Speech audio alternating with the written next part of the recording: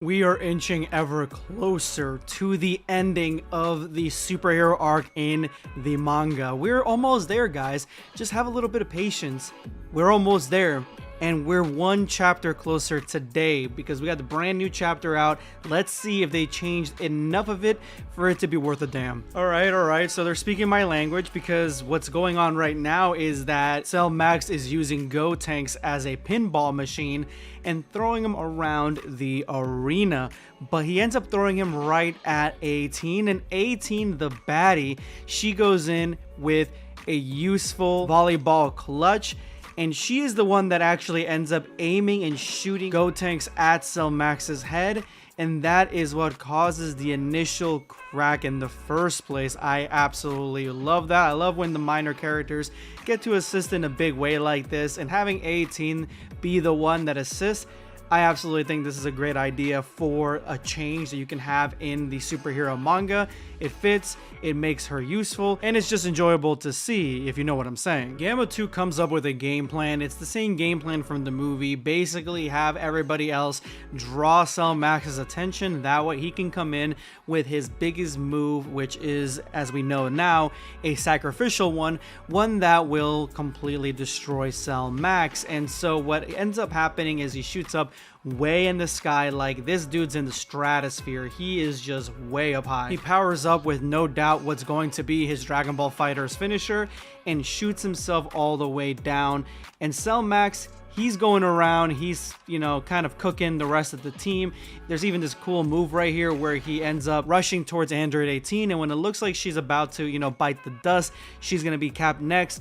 Krillin comes in to assist his wife and cuts open that attack with one of the most overpowered attacks in Dragon Ball. Krillin decides, I'm not going to be just sitting in the ship hanging out with Pan and Bulma, other Earthlings that have no power. I got some tricks up my sleeve. So he comes in clutch not only to save his wife's life, but he also comes in and does a solar flare right in Cell Max's face, which, I mean, why don't they use this thing more often? Why doesn't more characters train on this ability? Because it's so goddamn useful to take away the senses from your opponent, especially somebody like Cell Max, who is kind of very simplistic. He doesn't have much depth to him. He's not very scary. He's not the strongest either. Once Cell Max is stunned, everybody evacuates the area. Even Gotenks does his finisher where he, shows off his ass. I'm not sure if this guy's gonna be in Dragon Ball FighterZ or not, but I wouldn't mind seeing an alternate version of Gotenks, and it'd be this. But what is going to be a finisher is that Gamma 2 comes in with his sacrificial play, about to kill Cell Max. I mean, it's extremely close. In the movie, we see that it's very, very close, but it's moving very, very fast in the movie. While in this, we get to see a play-by-play that Cell Max is actually recovering his sight in the middle of this confrontation, and he catches wind of Gamma 2's plan right at the last minute, and he only has a few seconds to dodge. He probably has those instincts from Cell in there that allow him to dodge and block so quickly, and he does. He actually uses his arm to block Gamma 2's attack, but it severs the arm. It completely shatters it. In the movie, it is pretty it is pretty detailed on it being shattered, but you don't see the level of gruesomeness that you see in the manga. If you're trying to get to that old DBZ level, the manga has it for you. Look at the tendons on this. You get the tendons, you get the blood, you get the bones, you get everything in here.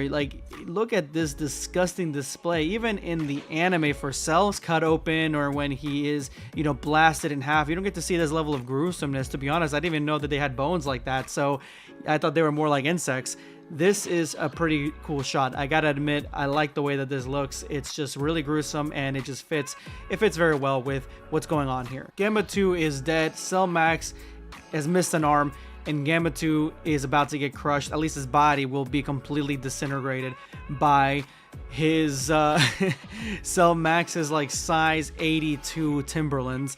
And so Cell Max comes in for the stomp, and Piccolo comes in trying to clutch up, save Gambatu's body from annihilation. And he does. He holds the foot in place. He's now in his orange form, and the form, as you can see right here, like you can see the difference in power that Cell Max has over the orange form, and the orange form is extremely powerful in its own right. So you can see how much stronger the Cell Max that we see here is compared to Orange Piccolo. So that should show you guys something, because Gamma 2 going all out, blasting and using all his power, he was able to sever an arm from this giant. So to me, that guy who was barely able to touch Orange Piccolo was able to have that much power reserves, and he pinpointed it into 1 point to try to kill Cell Max, and he couldn't. So the power scaling here is definitely power scaling. I love it. And it honestly neatly fits into what we know from each of their powers so far. Krillin gives Piccolo the idea to get all big, and Piccolo gets all big, but in such a weird way. Like the way that you guys are seeing this panel right now, that's the way the panel is in the manga. And why the hell is it sideways? Why the hell is it not its own page, or like a double page?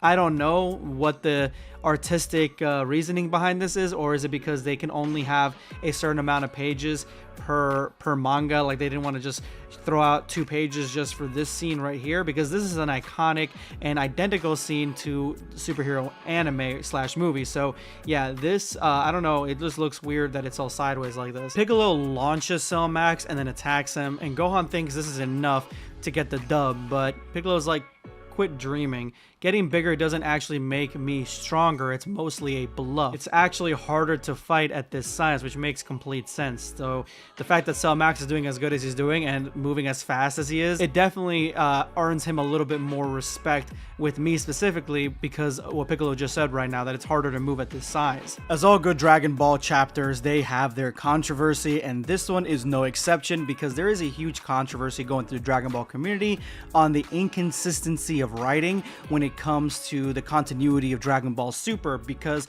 there is one scene in here, right here, where Gohan sees that Piccolo can go into the giant form to basically, you know, fight Cell Max one-on-one at an equal playing field, and he says that, yeah, you know, I forgot that you had this form, that's awesome, which on its face seems like a very innocent thing for Gohan to say. I mean, like, it's been a while since we've seen Big Piccolo like this or anything like that, so you know, yeah, like, what the hell, like, you know, he's surprised or whatever. But there have been people that pointed out that in the Moro arc, when OG 73 goes huge, Gohan says that he is familiar with the giant form. He's familiar with people going big.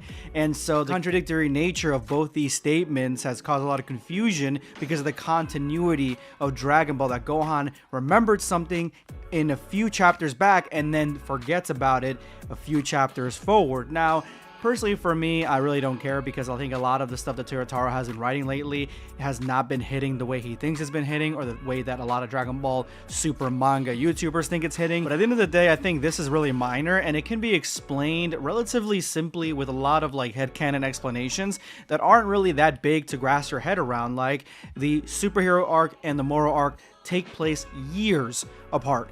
Not like right next to each other like Moro and Granola. No, this is like years later. This is well years later. So it is possible that Gohan just forgot that OG-73 went into this form and got really, really big.